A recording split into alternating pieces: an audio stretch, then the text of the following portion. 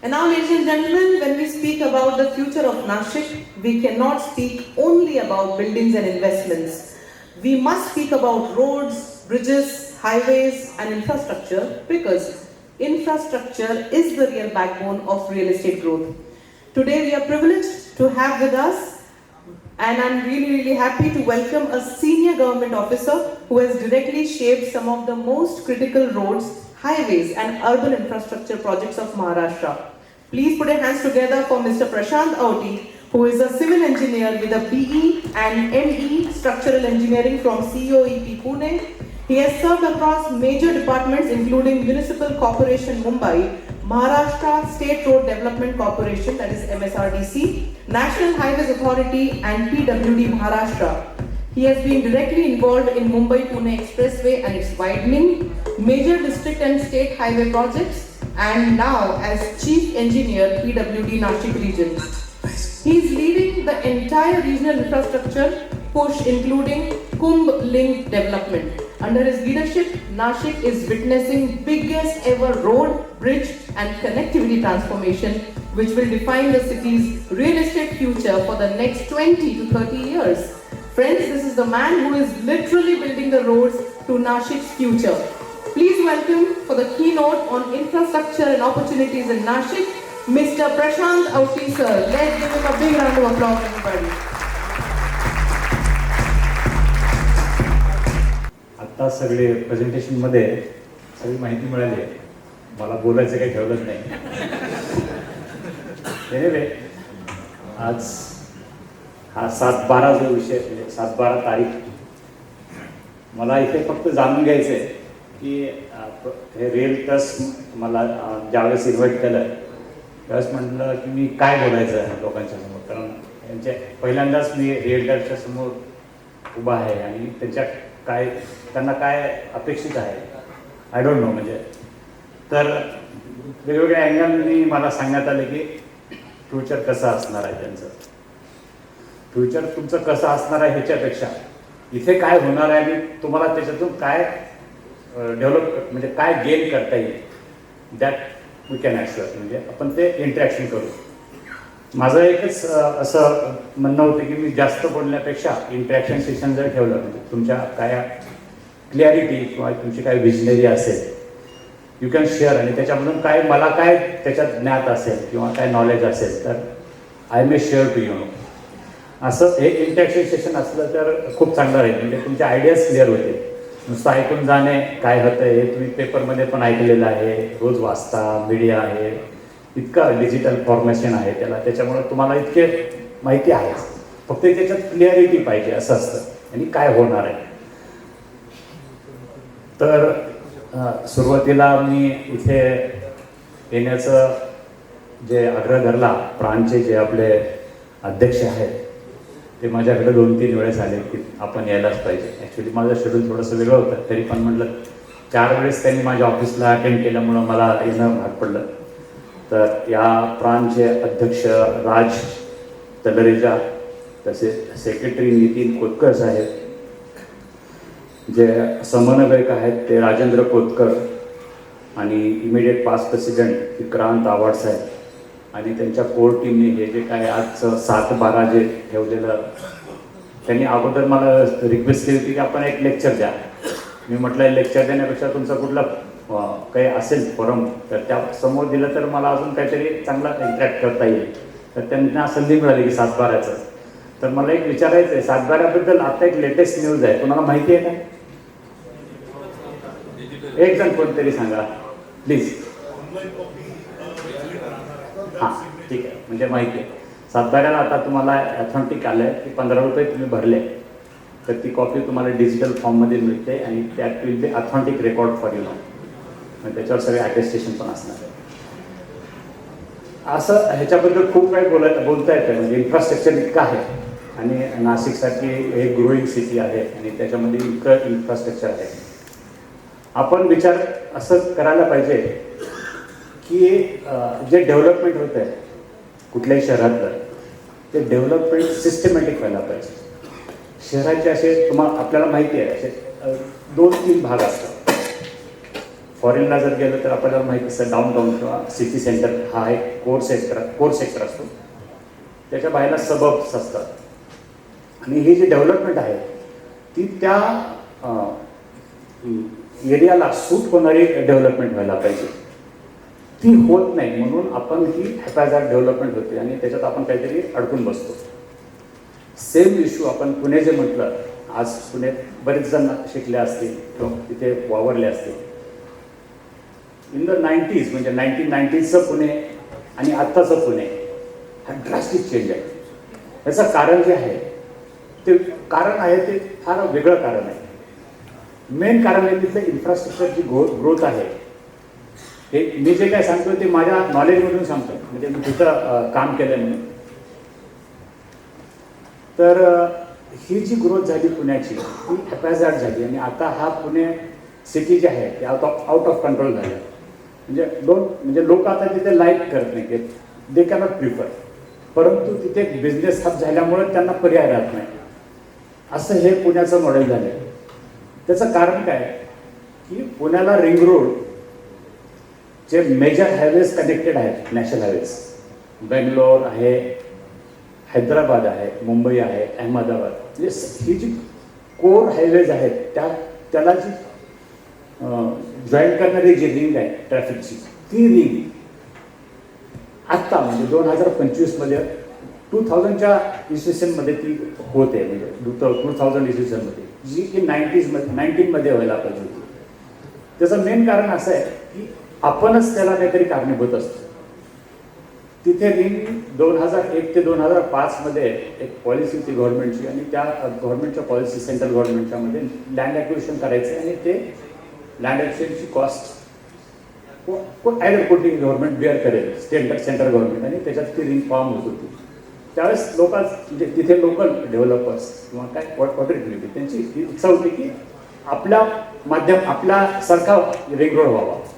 त्यांनी सिटीचं पण आणि तिथल्या वैयक्तिक लोकांचं पण बेनिफिट व्हावं.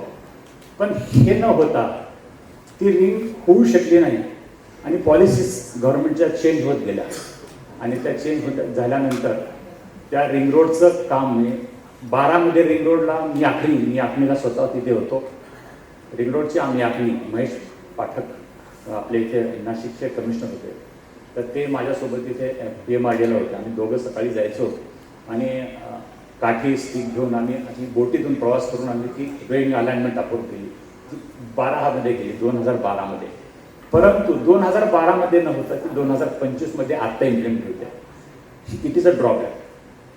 म्हणजे 25 वर्ष आपण मागे गेलो आणि 25 वर्ष ती जी ग्रोथ झाली ती अनकंट्रोल्ड ग्रोथ झाली. मला इथं हे कम्पेअर काय करायचं आहे की नाशिकमध्ये असं काही होऊ नये.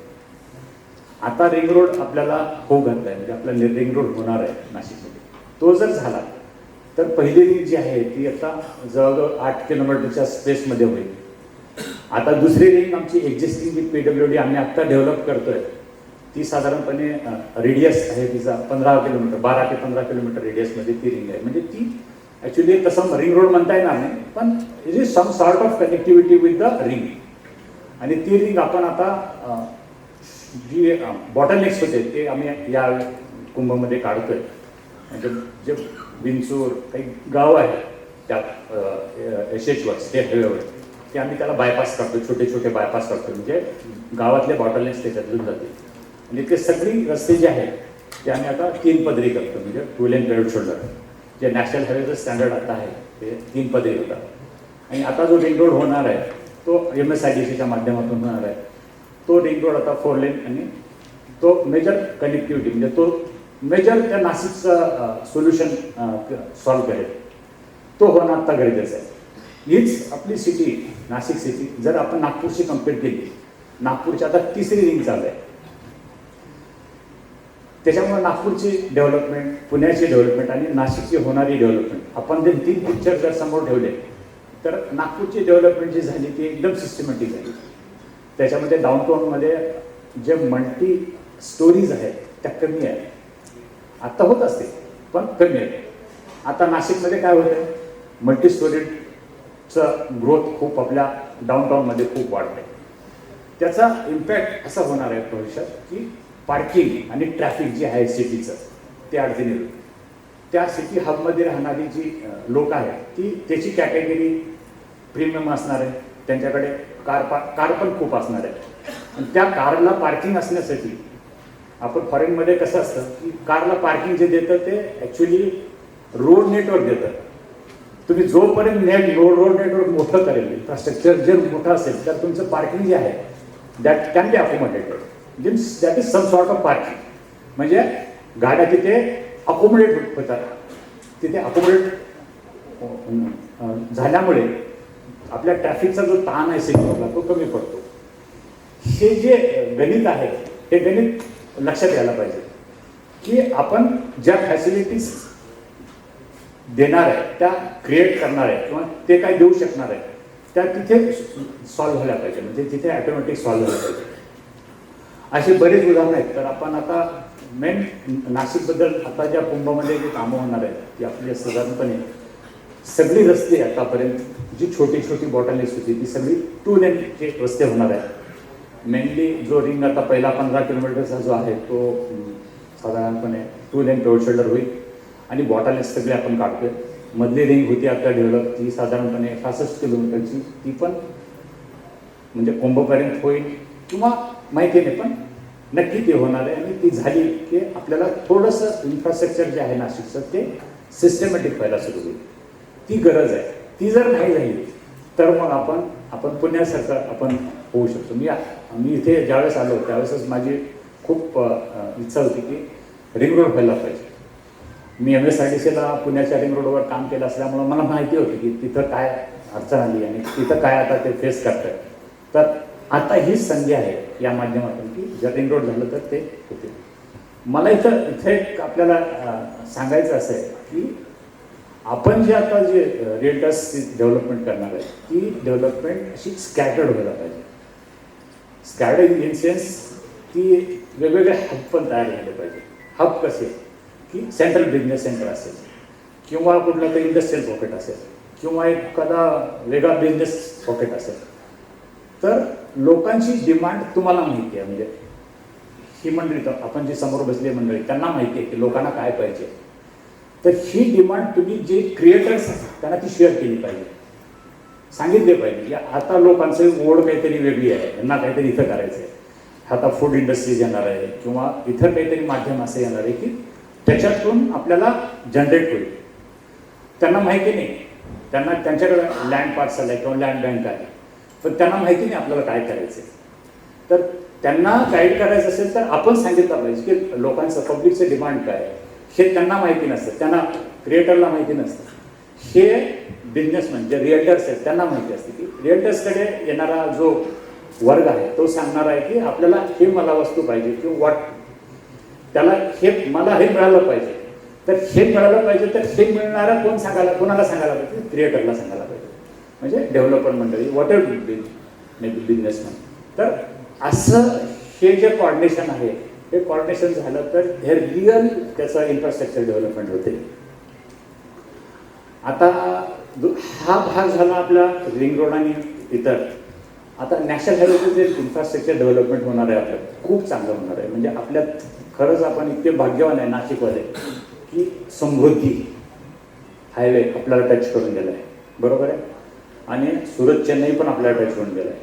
अशी कुठली सिटी आहे सांगा की 2 मेजर ॲक्सेस कंट्रोल्ड हायवेज आपल्याला टच करून गेले आहेत. अशी कुठलीच सिटी नाही आहे अशी मोठी की access control. I am particularly speaking access control roads तर भरपूर आहेत. नॅशनल हायवे 4 लेन आहे, 6 लेन असेल, वॉटर युनिटी. पण ॲक्सेस कंट्रोल रोड जे आहे तो कॉरिडॉर जो आहे तो कॉरिडॉर डेव्हलप जो झाला आहे तो नाशिकला खूप भाग्यवान सिटी आहे की त्याला दोन्ही रस्ते असे मिळणार आहेत की तिथं इतकं फास्ट इन्फ्रास्ट्रक्चर आणि कनेक्टिव्हिटी इतकी फास्ट मिळणार आहे.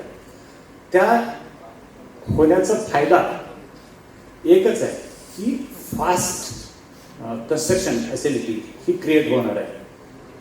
आपण काम करत असताना आपल्याला माहिती आहे फॉरेनमध्ये कसं काम करतो की आपण कुठलंही जे कास्टिक म्हणजे स्ट्रक्चर्स किंवा कॉम्पोनंट ऑफ स्ट्रक्चर्स तो कॅरी करता येत नाही. कारण आपल्याकडं जी टोपोग्राफी आहे इंडियाची ती अनइव्हन आहे, म्हणजे प्लेन नाही आहे. प्लेन टोपोग्राफी किंवा प्लेन ट्रान्सपोर्ट कधी होईल की ॲक्सेस कंट्रोल रोड समृद्धी चेन्नईसारखे सुरत चेन्नईसारखे असतील. तुम्हाला डायरेक्ट ती तयार झालेली मॉडेल्स किंवा स्ट्रक्चर्स किंवा काय हॉटेल जे कॉम्पोनंट्स आहेत ते तुम्हाला जसे फॉरेन US मध्ये कशी हायर करतात ती लगेच तुम्हाला करता येतील आणि ते लगेच इरेक्ट करतील. म्हणजे आपला जो इन्फ्रास्ट्रक्चर बनवण्याचा टाइम जो आहे तो कमी आहे. आता जी लोकांची डिमांड आहे, आता काय होते सांगतो डेव्हलपमेंटमध्ये, की आपण काहीतरी सांगतो म्हणजे इट इज फॅक्ट की आपण सांगतो की आमचा प्रोजेक्ट 2 महिन्यात 2 वर्षात होईल. तो कधीच होत नाही. म्हणजे रिअल सेन्सनी 100% तर कधीच होत नाही. जे 20% इफेक्टिव्ह असतात ते रिअल टाईममध्ये ते देऊ शकतात.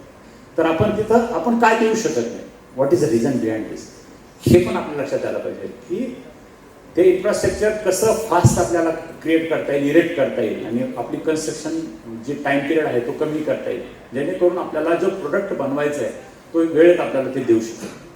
ही टेक्नॉलॉजी जोपर्यंत आपण लवकर आपल्याकडे आणत नाही, त्याच्यासाठी हे रोड इन्फ्रास्ट्रक्चर तुम्हाला नाशिकला खूप कामाचं आहे. जे की अशी इन्फ्रास्ट्रक्चर डेव्हलपमेंट कोकणात होणार नाही किंवा इतर ठिकाणी होणार नाही. पण असे मोठे मोठे जे कॉम्पोनंट्स तुम्ही फास्ट ट्रॅकवर आणून इरेक्ट केले आणि ते लवकर झालं तर आपल्याला तिथे ग्रोथचं जे रेट आहे तो पण फास्ट होईल. मी नॅशनल हायवेबद्दल बोलत होतो. नॅशनल हायवेमध्ये आपले आता जे रोड नेटवर्क आहे नाशिकला, तर नाशिकचं रोड नेटवर्क नॅशनल हायवेचं आहे ते आता सगळं 2 लेन जे आहे ते सगळं 4 लेन होणार आहे. इव्हन घोटी त्र्यंबक रस्ता पण आपला तो आता 4 लेन होईल. तो जव्हारला जाईल, मनोरला जाईल, पुढे कनेक्टिव्हिटी होणार आहे. एक रस्ता पण 4 लेन होतोय. तुमचा पिंपळगाव आणि तो पण रस्ता 4 लेन होतोय. म्हणजे सगळे रस्ते आता 4 लेन होत आहेत. आणि ही इन्फ्रास्ट्रक्चर 4 लेन झाली की एक सिस्टमॅटिक इन्फ्रास्ट्रक्चर होती. ॲक्च्युली हा कुंभच्या माध्यमातून ह्या गोष्टी खूप म्हणजे ऑटोमॅटिक होऊ शकतात आपल्या नाशिकला, इतर ठिकाणी होऊ शकत नाही. कारण तो 12 वर्षात तुम्ही नशीबवान लोक आहे की 12 वर्षांना काहीतरी मिळतं, म्हणजे ऑटोमॅटिक म्हणून झालं की त्याचा फायदा हा तुम्ही जो घेताय तो म्हणजे नक्कीच कोणी घ्यायला पाहिजे, का घेऊ नये. परंतु माझं तिथे अजून एक असं एक रिझर्वेशन राहील की नाशिकसाठी जे सुंदर एन्व्हायरमेंट आहे त्याला प्रोटेक्ट पण आपण करायला पाहिजे. त्याच्यासाठी आपण काहीतरी काय करता येईल की जे प्रोटेक्शन म्हणजे सोशो एन्व्हायरमेंटल जो आस्पेक्ट आहे तो पण खूप महत्त्वाचा आहे की आपण तो प्रोटेक्ट करून आपण काय प्रॉडक्ट देऊ शकतो लोकांना. हे जर देऊ शकलो तर लोक असं म्हणणार नाही की नाशिकसाठी मी गेलो होतो, ज्या उद्देशाने मी गेलो होतो तो उद्देश तो सफल झाला नाही असं त्यांच्या लाईफ टाईममध्ये त्यांनी म्हणायला नाही पाहिजे. हे देण्यासाठी तुम्हाला आता अशी गरज आहे की हे डेव्हलपमेंट किंवा अशी इन्फ्रास्ट्रक्चर किंवा हब्स निर्माण करणं खूप गरजेचं आहे. That will touch to socio economic socio environmental aspects. ही जे हायवेचं नेटवर्क आता मी बोललो तसं त्याच्यामध्ये महत्त्वाचा भाग म्हणजे आता एअरपोर्ट कनेक्टिव्हिटी. एअरपोर्टमध्ये बोलायचं झालं तर आपल्याकडे 2 एअरपोर्ट असे आहेत की ऑप्शनल तुम्हाला ऑप्शन आहे. असा पुण्याला ऑप्शन म्हणजे मुंबई म्हणजे त्या झोनमधलं जे ऑप्शन आहे ते पुण्याला एकच आहे त्यांच्या जवळच. पण अशी 2 जवळची विमानतळं ही अशी नाशिकलाच उपलब्ध आहेत की शिर्डी आणि नाशिक ही मेजर आहेत.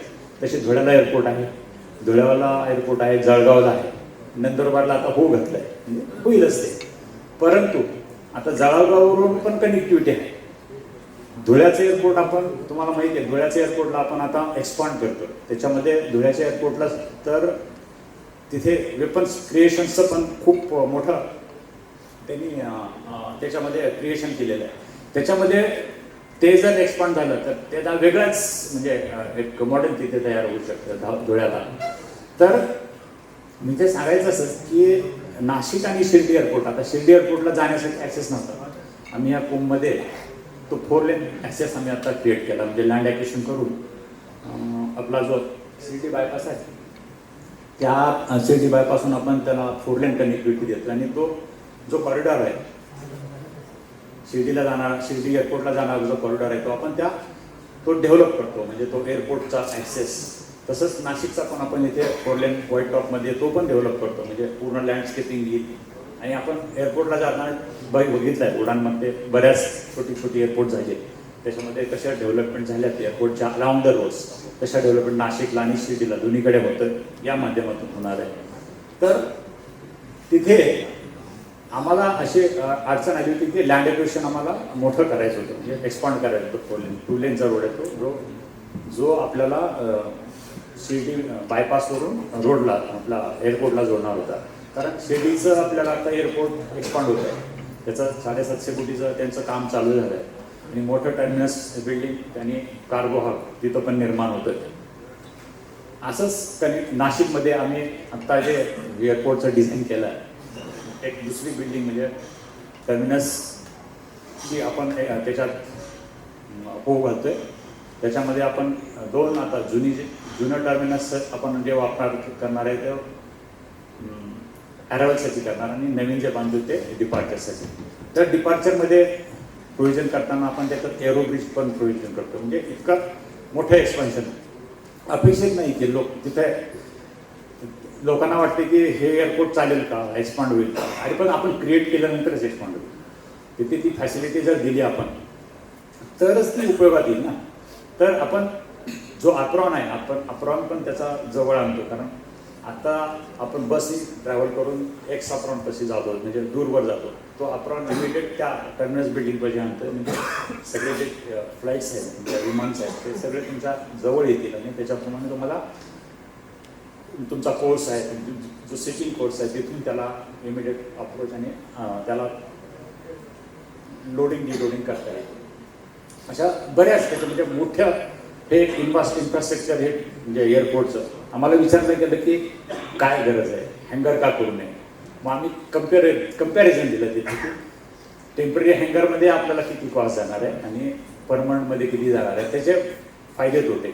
आत्ताच त्यांनी इथे दाखवलं की 300 जो तो PPH पॅसेंजर आवर्सचा जो रेशो आहे तो आपण 1000 पर्यंत करणार. म्हणजे 1000ची कॅपॅसिटी आपण त्याला एनहान्स करतो. अशीच हेच मॉडेल आपण शिर्डीला पण तिथे केलेलं आहे आणि जळगावला आता एक्सपांडन होतं. आणि जळगावचं पण एअरपोर्ट आता त्यांनी ह्याच्या माध्यमातून DGC आणि एअरपोर्ट अथॉरिटीकडून ते आता त्याचं पण एक्सपान्शन प्रपोज केलेलं आहे. एक विशेष मला इथं नमूद करायचा होता की आपला बऱ्याच दिवसापासून जे विषय पेंडिंग होता, म्हणजे नाशिक टू शिर्डी या दोघांना direct connectivity, access control connectivity असावं असं एक विजनर होतं. ते पण आम्ही साध्य करतोय की तो जो कॉरिडॉर आहे म्हणजे airport to airport connectivity fast tracking, त्याच्यामध्ये ती एअरपोर्ट कनेक्टिव्हिटी दिली तर त्याच्यात अजून काही लोकांना इकडचा बेनिफिट घ्यायच्या ऐवजी आपल्याला शिर्डीचं बेनिफिट त्या लोकांना घेता येईल, हा तो उद्देश होता. तर ते पण आपण ह्यामध्ये डेव्हलप करतो. दुसरे आपल्याला कनेक्टिव्हिटी म्हणजे ह्याची आहे रेल्वेच्या कनेक्टिव्हिटी. रेल्वेच्या कनेक्टिव्हिटीमध्ये देवळाली, नाशिक आणि ओढा ह्या तिन्ही पण मोठ्या त्यांना ॲक्सेस जे आहेत थ्रू ॲक्सेस आपण तिथे करतोय. म्हणजे त्याची कनेक्टिव्हिटी पण फास्ट व्हावं. आणि आपल्याला आता कुंभमध्ये डिसेंट्रलाइज करायचं, म्हणजे सगळ्या ट्रेन्स ज्या आहेत त्या नाशिकला येणार नाही, नाशिक पोर्टपर्यंत, नाशिक रोडपर्यंत त्या अगोदरच थांबल्या जातील आणि तिथूनच ते लोकांचं तिथूनच डिपार्चर म्हणजे आगमन आणि निर्गमन तिथूनच होईल. म्हणजे हे कंट्रोल म्हणजे कंट्रोल करण्यासाठी म्हणजे पब्लिकला रेग्युलेट करण्यासाठीचं हे माध्यम आहे. तर तसं त्या माध्यमातून ती पण आपण रेल्वेचे स्टेशन्स आपण एक्सपांड करतो आहे.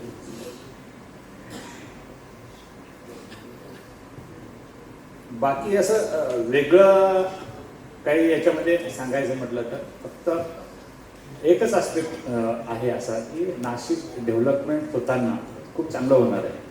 म्हणजे फक्त ते होताना कसं चांगलं राहील आणि ते कसं प्रोटेक्टिव्ह राहील याची आपण एक म्हणजे काळजी घ्यायला पाहिजे. दुसरं आता एक मला मला मला जे वाटते ते मी सांगतो की हे मार्केट आता जसं फ्लक्च्युएटिंग आहे एक, आणि नंतर काय होणार आहे की त्याचं बेंचमार्क होणार आहे. म्हणजे तुम्हाला माहिती आहे प्रॉडक्ट किती आहे, किती शिल्लक आहे, किती मार्केटमध्ये त्याची गरज आहे आणि डिमांड काय आहे. 2 गोष्टी आहेत, सप्लाय आणि डिमांड. याच्यामध्ये जर तफावत झाली तर आपलं जे मार्केट आहे ते बेंचमार्क किंवा कट ऑफ लाईन ती फ्लक्च्युएट होती.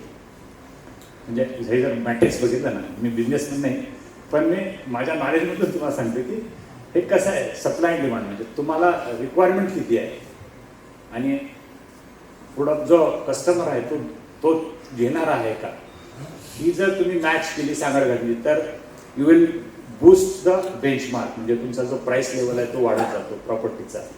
पण ह्याच्यात जर गॅप राहिली तर मग तो काय होतो, एक कट ऑफ लाईन होऊन जाते आणि त्या लेवलला आपण स्थिर होतो.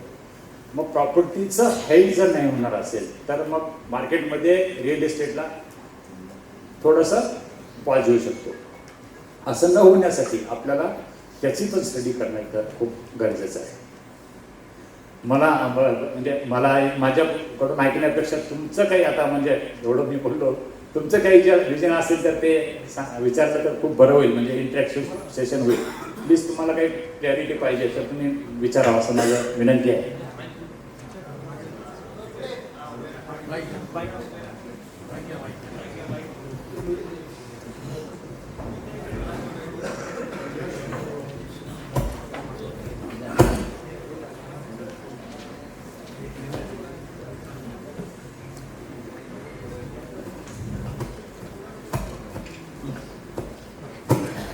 नमस्ते सर, माझं नाव आकाश.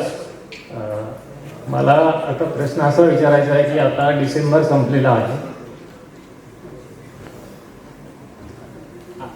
डिसेंबर आपला संपलेला आहे, 2025 जवळपास संपलेला आहे.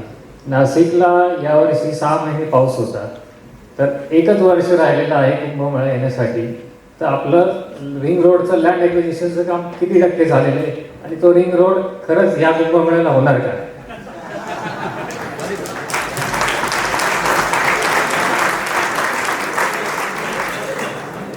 त्याचं उत्तर जे आहे ना, मी एक उत्तर असं देतो, किती होणार आहे आणि एक पूर्ण होणार आहे का, याच्यापेक्षा हे होणार आहे it is a answer.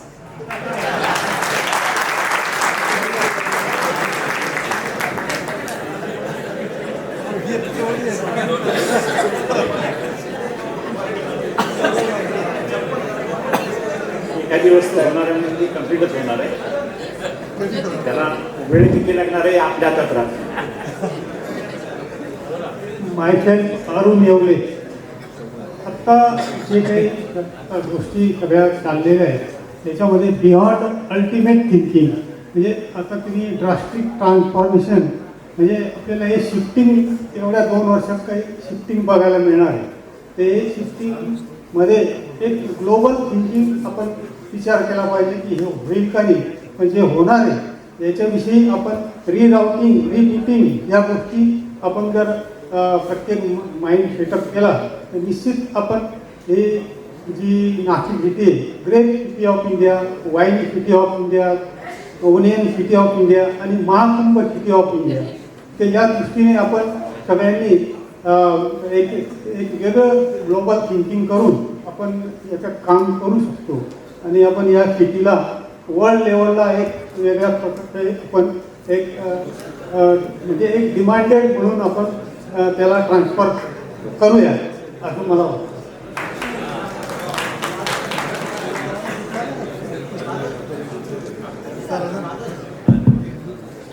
Hello sir, माझं नाव किरण कापूर आहे. तर मला एक असा प्रश्न विचारायचा आहे की आता तुम्ही बऱ्याच सिटीमध्ये काम केलेलं आहे, तर कुठली सिटी व्हर्टिकल डेव्हलप झाली पाहिजे का हॉरिझॉन्टल डेव्हलप झाली पाहिजे? आता आपण रिंग रोड वगैरे सर्व डेव्हलप करतोय, तर पार्किंग आणि याच्या दृष्टीने ओरिएंटल डेव्हलप झालेले आयडियल का व्हर्टिकल डेव्हलप झालेले आहे? थँक्यू. तुमचा खूप छान प्रश्न आहे. कसं आहे, याची जी विजनरी आहे ती खूप वेगळी आहे. व्हर्टिकल सिटी व्हायलाच पाहिजे, नक्की, आय अग्री. परंतु आपण काय करतो आहे त्या इन्फ्रास्ट्रक्चरमध्ये व्हर्टिकल करायला बघतो. तुम्हाला ऑस्टिन सिटी माहिती असेल US मध्ये बऱ्याच लोकांनी. ती जी सिटी डेव्हलप झाली ती व्हर्टिकल करण्यासाठी त्यांनी अगोदर एरिया डेव्हलप केला आणि मग व्हर्टिकल सिटी केली. म्हणजे त्या व्हर्टिकल सिटीचं इन्फ्रास्ट्रक्चर अगोदर क्रिएट केलं. आपल्या इथं असं होतं की आहे त्या इन्फ्रास्ट्रक्चरमध्ये आपण व्हर्टिकल करायला जातो. That is wrong. तुम्ही एक्सपान्शन जे करणार आहे ते हॉरिझॉन्टल केलं पाहिजे. आणि तुम्हाला व्हर्टिकलच करायचं आहे ना, एखादा आयसोलेटेड पॉकेट घेऊन पण व्हर्टिकल करता येतो. त्याचं जे बेनिफिट आहे it cannot compare with the down benefit. आता मला सांगा, आता कुठली फॅसिलिटी ही कोड सिटीत मिळते किंवा सेंट्रल सिटीत मिळते, ती सगळ्या फॅसिलिटी तुम्हाला बाहेर मिळतात. तुमच्या इतक्या प्रत्येक युनिटच्या ब्रँचेस आहेत. असं काय आहे की वैशिष्ट्य आहे की त्या कोड सिटीजमध्ये त्या ब्रँचमध्ये जायला पाहिजे, त्याची ब्रँच आहे ती. आता लेन्स कार्डचं एखादं उदाहरण आहे. किती दुकान आहे तुमच्या नाशिकमध्ये? प्रत्येक 2-4 गल्लीमध्ये ते लेन्स कार्डचं दुकान आहे. म्हणजे असं समजायचंच नाही. तुमची फॅसिलिटी तुम्हाला मिळते ना, तर इट कॅन बी एक्सपांडेड. म्हणजे असं माझं विजन आहे. तुम्ही आहे त्या इन्फ्रास्ट्रक्चरमध्ये जर ताण गेला तर आपण त्यांना आपलं जे कम्फर्टनेस आहे ते मिळत नाही आणि त्यांना फॅसिलिटी देऊ शकत नाही.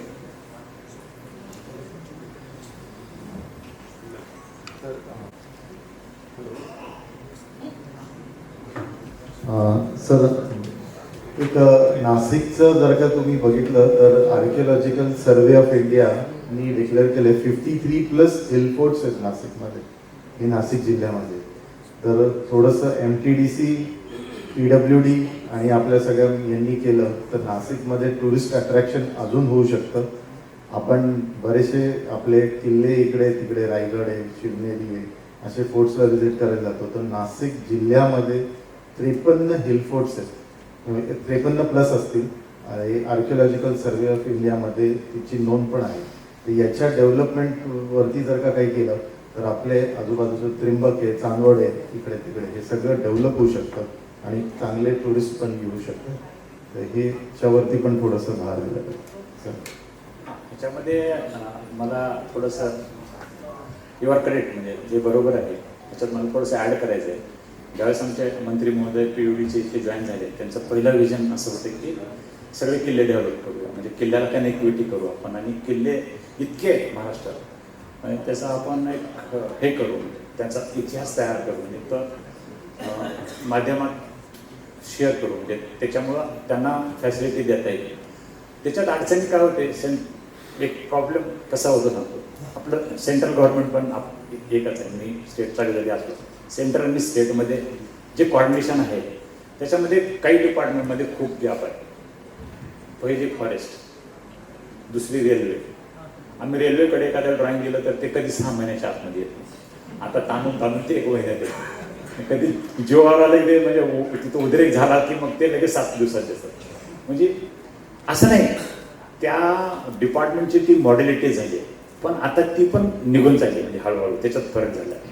आम्हाला त्या पहिला फीस भरायला 1 दिवस लागायचा, म्हणजे रेल्वेच्या फीस भरायची आहेत आम्हाला 1 दिवस लागायचा. आता ऑनलाईन डिजिटल झाल्यामुळं ते आता कमी होत गेलं आहे.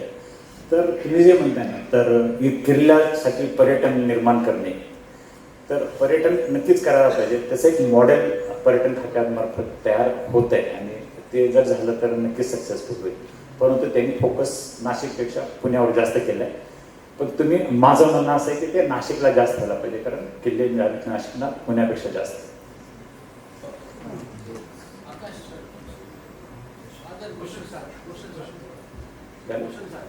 ठीक. तर अजून एक कुंभमेळा तुम्हाला सांगायचं विसरलो. हा तुमचा महाकुंभ झाला, नमोकार कुंभमेळा आहे फेब्रुवारीमध्ये. कोणाला माहिती आहे? माहिती असेल तर जैन समाजाचा आहे. 1 महिनाभर चालणार आहे, मोठा कुंभ असणार आहे. आपण त्याच्यासाठी 100 एकरची डेव्हलपमेंट करतो. 100 एकरचं डेव्हलपमेंट करतोय आणि त्यांचं जे 40 एकरचं जे पॉकेट आहे ते ऑलरेडी डेव्हलप आहे, त्याला पण आपण बूस्ट करतो. तर हा पण एक तुम्हाला अप्रोच आहे की तिथे मालसाने इथे होणार आहे, तो मालसाने, तर तिथे पण काय आपल्याला स्कोप आहे, म्हणजे तिथे जाऊन काय आपल्याला अप्रोच करता येईल आणि काय क्रिएटिव्हिटी आहे तिथे ती पण चेक करता येईल. तर आज आपण सगळे तिथे मला बोलण्याची संधी दिली आणि आपण काही नॉलेज, मला पूर्ण काय सांगता आलं नसेल, पण जे काय मला माहिती होतं ते मी तुम्हाला शेअर केलं. तर मला संधी दिल्याबद्दल मी सगळ्यांचे आभार मानतो. विशेषतः प्राणींनी हे जे आयोजन केलं, त्यांनी सगळ्या लोकांना एका प्लॅटफॉर्मवर आणलं, त्याच्याबद्दल त्यांना पण धन्यवाद देतो, शुभेच्छा देतो. असंच त्यांनी दरवर्षी तुमचं असतं, हे जिल्ह्यापुरतं केलं, त्यांनी रिजनपुरतं करा, पुरा तुम्ही स्टेट आणि परत you can expand to national level. म्हणजे नाशिकमध्ये काय आहे हे तुम्ही नॅशनल लेवलला बाहेरच्या स्टेटमध्ये पण करू शकता. तर एकच मला सांगायचं आहे, नाशिकमध्ये जे आहे ते कुठेच नाही आणि त्याला फक्त तुम्ही अभिमानाने ते सांगितलं पाहिजे, माझ्याकडे आहे, आम्ही करू शकतो आणि आम्ही चांगलं करू आणि दॅट विल बी तुम्हाला त्याचा अभिमान नक्कीच असेल आणि आम्ही जो प्रोडक्ट देऊ तो तुम्हाला ओव्हरच असेल. Thank you.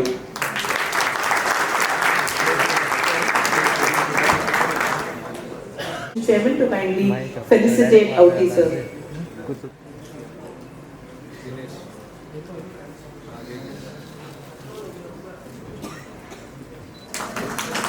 Let's give a hand one more time to Auti sir for his valuable insights.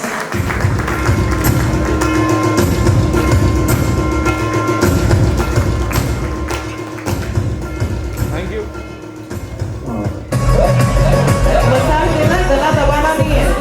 Okay now wait. अरे भाई आपने मसाज मतलब ले लिया और ये ऐसे थोड़ी होता है. Now turn to your left. Very good. क्या बात है.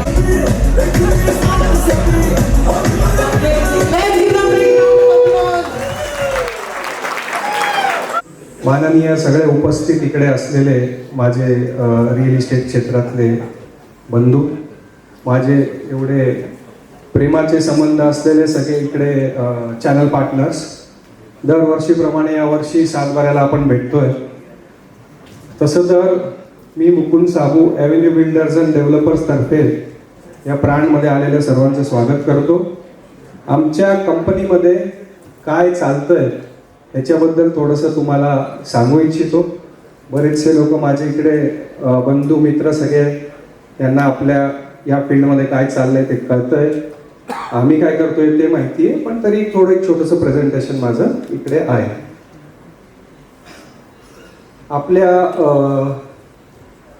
ही जी कॉन्सेप्ट आणि थीम आता ठेवलेली आहे ती आहे महाकुंभ. महाकुंभ म्हणजे रिअल इस्टेट आपण क्षेत्रात आहोत, तर रिअल इस्टेटचा महाकुंभ हे तर मी म्हणेनच इकडे, पण तुमच्या सगळ्यांचं अजून एक असं आहे का तुम्ही एवढ्या संख्येने इकडे उपस्थित आला आहे त्याच्यामुळे हा महाकुंभ झालेला आहे. तर ॲव्हेन्यू बिल्डर्स अँड डेव्हलपर्स काय आहे याचा एक थोडक्यात ब्रीफ मी तुम्हाला सगळ्यांना देतोय. सगळेजण ऐकताय ना? आवाज जोरात आला पाहिजे मला सगळ्यांचा. ॲव्हेन्यू बिल्डर्स अँड डेव्हलपर्स आपली 2016 पासून कन्स्ट्रक्शन फील्डमध्ये आम्ही काम सुरू केलेलं आहे. 2016 पासून आता 2025 पर्यंत आपण नाशिक शहरामध्ये बांधकाम जवळजवळ 12 लाख स्क्वेअर फूट डिलिव्हर केलेलं आहे. सक्सेसफुली डिलिव्हर केलेलं आहे. सांगितलेल्या डेडलाईनच्या आत आपण सगळ्यांनी डिलिव्हर केलेलं आहे. आमचं टोटल फोकस जो आहे तो सगळ्या क्लायंटच्या नीड समजून त्याच्यानुसार जसं प्रोडक्ट असतं ते प्रोडक्ट डिझाईन करण्यामध्ये आमचा फोकस असतो आणि त्यांना जास्तीत जास्त सॅटिस्फॅक्शन कसं मिळेल, कस्टमर आफ्टर सेल सर्व्हिस कसं चांगली देता येईल त्याच्यावर आमचा फोकस असतो. चांगल्या प्रोडक्ट डिझाईन करावे. प्रीमियम सेगमेंटमध्ये ॲव्हेन्यू बिल्डर्स अँड डेव्हलपर्स काम करतोय.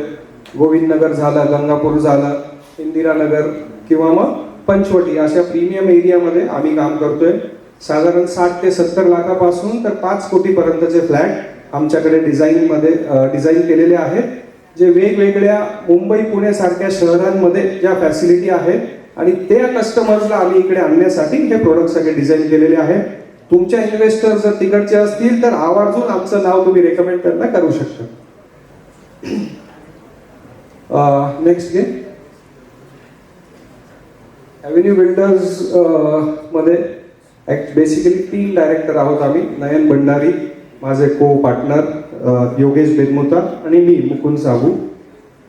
नयन भंडारीबद्दल जर सांगायचं तर त्यांची फायनान्समध्ये एक्सपर्टीज आहे.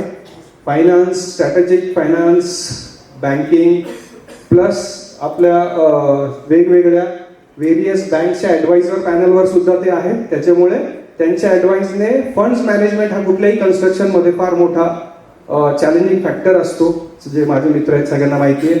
तर त्याच्यानुसार फंड्स मॅनेजमेंट ही फार मोठी स्ट्रेंथ नयन भंडारी बघतात. मी Mukund Sabu, land acquisition, sale, designing आणि मार्केटिंग माझ्याकडे भरपूरची असते. त्याच्यानंतर Yogesh Benmutha, basically marketing, advertisement, branding आणि कस्टमर सर्व्हिस आणि एक्झिक्युशनमध्ये लक्ष पूर्ण त्यांचं असतं. आत्ता जे प्रोग्रेसमध्ये आमचे प्रोजेक्ट आहेत त्याच्याबद्दल मी सांगतो. आता फ्लॅगशिप प्रोजेक्ट आमचा एक चालू आहे माइलस्टोन गोविंदनगरमध्ये, 1 एकरमध्ये हा प्रोजेक्ट चालू आहे. तिकडे 60 एक्सक्लुझिव्ह युनिट्स आपण डिझाईन केलेले आहेत. तर त्याची USP म्हणजे एक 12.5 फूट सिलिंग हाईट आपण दिलेली आहे की जे तुम्हाला बंगलोचा फील आपल्या अपार्टमेंटमध्ये देतं. त्याच्यानंतर आपण प्रत्येक फ्लॅटमध्ये सर्वंट रूम दिलेला आहे. त्या सर्वंट क्वार्टरनुसार ॲक्च्युअल बंगलोजमध्ये जे राहणारे तुमचे इन्व्हेस्टर असतील, कस्टमर्स असतील, त्यांच्यासाठी हा परफेक्ट प्रोडक्ट आम्ही 100% वास्तूनुसार डिझाईन केलेला आहे. तर हा जो प्रोजेक्ट आहे आपला कर्मयोगी नगर गोविंदनगर इकडे आहे. 3 शोरूम्स आहेत खाली. त्या शोरूम्समध्ये पण तुम्ही इन्व्हेस्टर तुमचे टाकू शकतात. आपण सुपर मार्केटला रेंटने दिलेलं आहे ते, तर त्याचे सुद्धा तुम्ही प्री लीजमध्ये त्यांना विकू शकता. त्याच्यानंतर लक्झरी सेगमेंटमध्ये जे पण तुमचे आहेत ते आपण सगळे फीचर्स आणि सगळ्या अम्युनिटीज इन्क्लुडिंग मॉडर्न सगळ्या अम्युनिटीज आपण इकडे प्रेझेंट केलेल्या आहेत. नेक्स्ट अजून एक प्रोजेक्ट आहे आपला रेसिडेन्शियलमध्ये की जो एव्हेन्यू ऑरा म्हणून 45+ अम्युनिटीज आणि प्रकाश पेट्रोल पंप आहे. एक्झॅक्टली त्याच्या next to Prakash petrol pump back साईडला आपण हा प्रोजेक्ट डिझाईन केला आहे.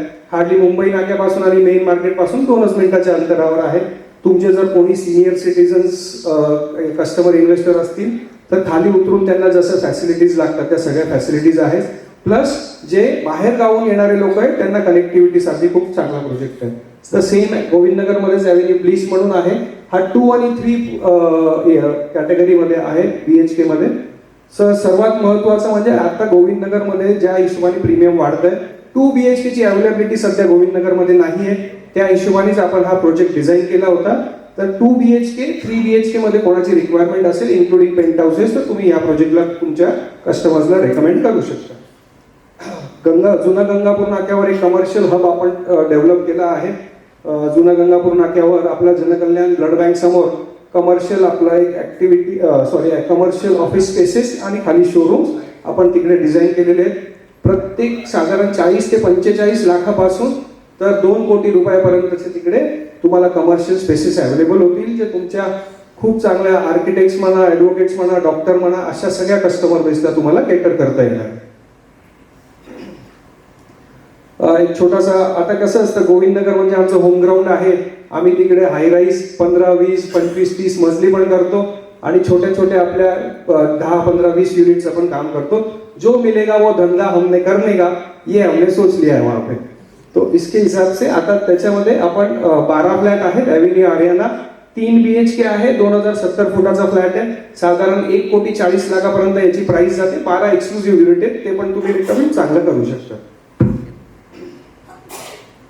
त्यानंतर बळी मंदिर आपलं पंचवटीमध्ये हायवे फ्रंटला आमचा एक विराज एव्हेन्यू हा एक प्युअर कमर्शियल प्रोजेक्ट आहे. खूप सुंदर डिझाईन, खूप चांगली त्याला हाईट दिलेली आहे. कमर्शियल PT स्ट्रक्चरमध्ये काम केलेलं आहे पूर्ण. तर तिकडे कमर्शियल स्पेसेस तुमच्या IT प्रोफेशनल्ससाठी किंवा अजून बाकी हॉस्पिटल्स, डॉक्टर्स यांच्यासाठी आपल्याकडे हा अवेलेबल प्रोजेक्ट आहे आता. त्याच्यानंतर जे आपली कॉन्ट्रीब्युशन नाशिकची ग्रोथ ज्या पद्धतीने जाते आहे त्या ग्रोथमध्ये आमचं काही कॉन्ट्रीब्युशन लँड डेव्हलपमेंटमध्ये पण आहे. लँड डेव्हलपमेंटमध्ये एव्हेन्यू बिल्डर्स अँड डेव्हलपर्सला होलसेलर म्हणून ओळखलं जातं. तर त्या होलसेल ॲक्टिव्हिटीज ज्या आम्ही केल्या आहेत थोड्या त्या तुम्हाला सांगू इच्छितो. मल्टिपल आत्ता जे लेआउट चाललेले आहेत आपले साधारण वडनेर शिवारमध्ये आपला एक 105 प्लॉटचा प्रोजेक्ट चालू आहे. त्याच्यानंतर वडनेरमध्येच 22 एकरमध्ये आपण 450 प्लॉटचा एक प्रोजेक्ट आता घेऊन बसलेलो आहोत. वडनेर शिवारामध्ये 6 एकरमध्ये 480 प्लॉटचा एक प्रोजेक्ट आपल्याकडे अवेलेबल आहे. त्याच्यानंतर इंदिरानगर NX गुरु गोविंद सिंगच्या बॅक साईडला आपण 16 एकरमध्ये 451 प्लॉट्सचा प्रोजेक्ट तिकडे खूप चांगले बंगलो आणि रो बंगलो प्लॉट्स तिकडे इंदिरानगरमध्ये आपल्याकडे अवेलेबल आहे. गंगापूर रोडमध्ये पण आपण एक 40 प्लॉट्सचा प्रोजेक्ट आपला सुलाचा जो रोड आहे त्या रोडवर आता आपले प्रोजेक्ट चालू आहे. हे आता करंटली ऑनगोईंग प्रोजेक्ट आहेत. भरपूर असे प्रोजेक्ट्स आम्ही डिलिव्हर अजून केलेले आहेत जे आपण इकडे घेतले नाही आहेत. बिंग मला आता माझा इकडे चॅनल पार्टनर जो दिसतोय तो स्वतः कमवणार आणि मलाही कमवून देणार या दृष्टीने जे चालू आहेत ते प्रोजेक्ट इकडे मी दाखवलेले आहेत. तर सगळ्यांसाठी मी जे हे प्रोडक्ट इन्फॉर्मेशन दिली आहे, तुम्हाला कुठलीही काही इन्फॉर्मेशन लागेल तर तुम्ही आमच्या ऑफिसला व्हिजिट करू शकता. प्रकाश पेट्रोल पंपाच्या मागे आपला द एव्हेन्यू कॉमर्शियल टॉवर आहे, तिकडे तुम्हाला सगळी इन्फॉर्मेशन आमच्याकडनं मिळेल. परत राज सर, मी तुमच्या सगळ्या चॅनल पार्टनरला अजून एक सांगू इच्छितो की जे जे चॅनल पार्टनर आमच्याबरोबर काम करू इच्छितात आणि जेवढं प्रेम आमच्यावर दाखवतात, बऱ्याचशा लोकांनी इकडे आमच्याबरोबर डील केलेली आहे. आउट ऑफ द बॉक्स जाऊन आम्ही चॅनल पार्टनरसाठी काम करतो. जनरली हे उलट असतं, चॅनल पार्टनर आमच्यासाठी काम करतात, पण आम्ही सुद्धा तुमच्यासाठी काम करतो. जी जी मदत आमच्याकडनं तुम्हाला क्लोजिंगला लागते ती सगळी मदत आम्ही आमच्याकडनं तुमच्या क्लोजिंग पर्यंत तुमच्या सोबत असतो. तर मार्च 2026 पर्यंत जर कुठलाही प्राण मेंबर आमच्याकडे कुठलीही बुकिंग देणार त्याला आमच्याकडनं 10 ग्राम सोन्याचं कॉईन आमच्याकडनं देण्यात येणार आहे. ऍडिशनल इन्सेंटिव्ह असणारे आमच्याकडनं, तर ज्यांना पण जे पण डील पाईपलाईन मध्ये पण आमच्याकडे असतील त्याला पण मी लागू करून देईन. Thank you sir, thank you very much.